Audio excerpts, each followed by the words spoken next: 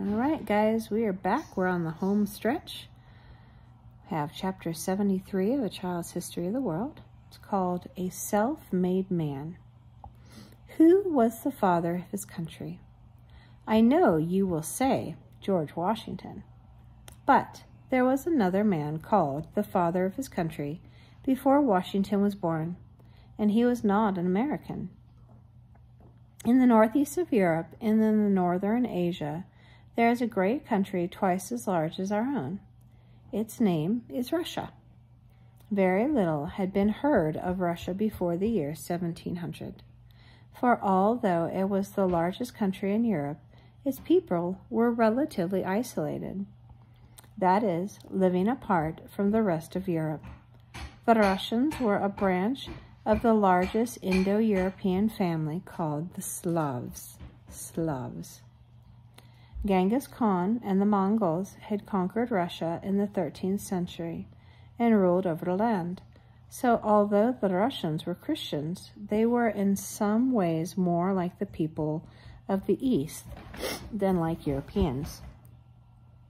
The men had long beards and wore long coats. The people counted on an abacus, as the Chinese did. Long after serfdom had ended in Western Europe, a great many Russians still were serfs. Well, just before 1700, there was born a Russian boy named Peter. When a small boy, Peter was very much afraid of the water. But he felt so ashamed that he, a prince, should fear anything that he forced himself to get used to the water. He would go to it and play in it and sail boats on it, although all the time he was almost scared to death. At last, he not only got over this fear, but he came to like the water and boats more than any other plaything. When Peter grew up, the thing he wanted more than anything else in the world was to make his country important in Europe, for before this time it had not been. It was big, but not great. He wanted his people to share the culture and wealth that other Europeans enjoyed. But before he could teach his own people, most of whom were very poor and ignorant, he had to learn himself. As there was no one in Russia who could teach him what he wanted to know, he disguised himself as a common laborer and went to the little country of Holland. Here he got a job in a shipbuilding yard and worked for several months, cooking his own food and mending his own clothes. While he was doing this, however, he learned all about building ships and studying many other things besides, such as blacksmithing, cobbling shoes, and even pulling teeth. Then he went to England, and everywhere he went, he learned all he could. At last, he returned to his own country, where he learned, where with his knowledge he had gained, and set to work to make Russia over. First of all, Peter wanted Russia to have a fleet of ships as other nations had. But in order to have a fleet, he had to have ships. He had to have water for his ships, And Russia had almost no land bordering on the water. So Peter planned to take a seashore away from the neighboring country of Sweden. Can you guys please be quiet while I record? Thank you.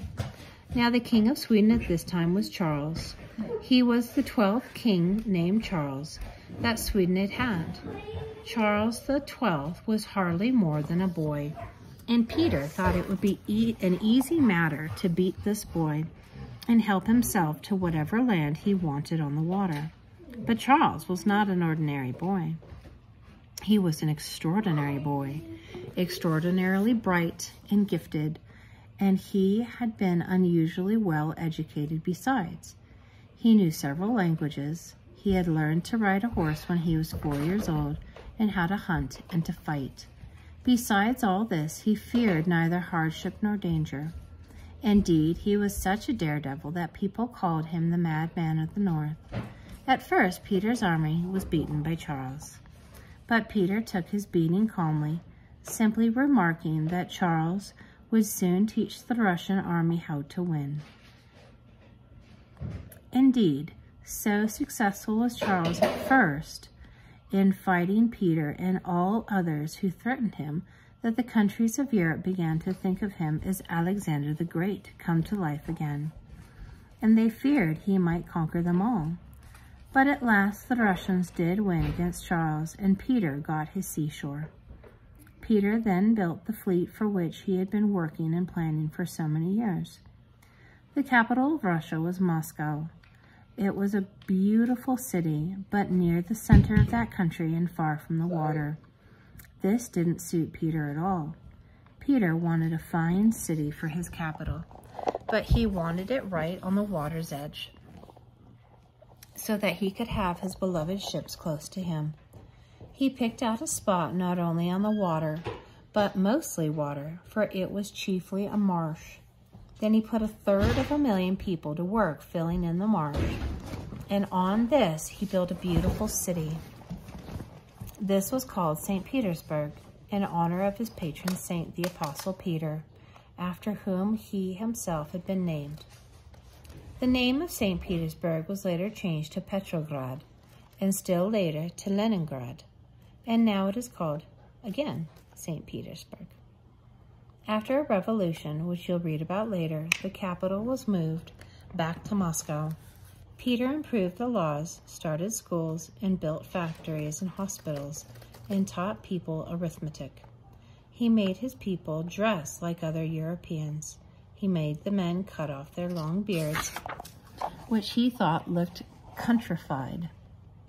The men thought it indecent to have no beard, so some saved them to be placed in their coffins in order that at the day of resurrection they could appear before God unashamed.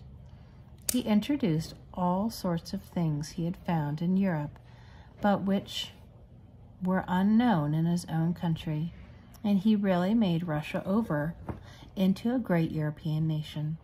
That is why he is called Peter the Great, the father of the country. Peter fell in love with a poor peasant girl, an orphan named Catherine, and married her. She had no education, but she was very sweet and loving and bright and quick-witted, so the marriage turned out happily. The Russians were shocked at the idea of having a queen who was not a princess and was so low-born. But Peter had her crowned, and after he died, she ruled over Russia. Yes, we'll learn about Catherine the Great. Ta-ta for now. See you next week. Bye.